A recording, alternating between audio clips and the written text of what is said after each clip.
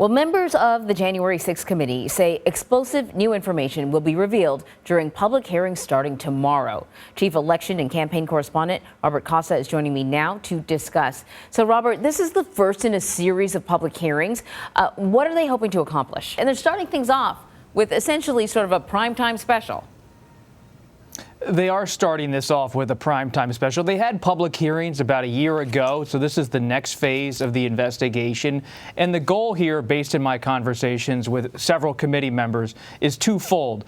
Number one, they want to remind the American people about the horror, the brutal reality of the violence from January 6, 2021. And to do that, they will use new images, videos they have acquired, and testimony from witnesses both of the events that happened on the eve of the insurrection and, of course, from the events at the Capitol that day. On a second front, they're trying to educate and inform people about different things that were happening behind the scenes ahead of January 6th, in particular what they're calling a legal and political crusade spearheaded by then-President Donald Trump to try to overturn the election. That's a more complicated challenge for the committee.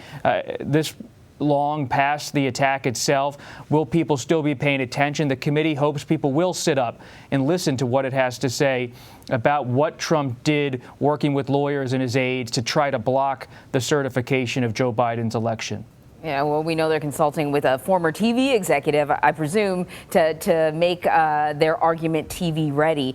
You guys and your team there have done some incredible reporting and have uncovered a lot of new information. Do we expect that there is still more that we will learn, new details about the events of that day, rather? There is a lot to be learned still about January 6th and all of the events and dynamics around it. Think about Watergate. 50 years ago this month, the burglary at the Watergate complex in Washington set in motion the Watergate investigation on Capitol Hill. Even 5 decades on, we're still learning about Watergate. And just over a year and a half or so on from January 6th, we're still learning about that episode. What we're going to try to see here is what can the committee uncover when it has subpoena power.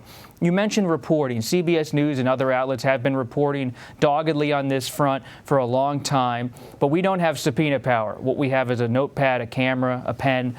They have the ability to bring in people to talk under oath, under threat of perjury. And we're also going to learn more, perhaps, in the coming months from the ongoing Justice Department investigation. All right, Bob, we can't wait to hear, your sort of debrief after the first hearing is public. Thank you very much. Thank you. CBS News primetime coverage of the hearing starts at 8 p.m. Eastern tomorrow.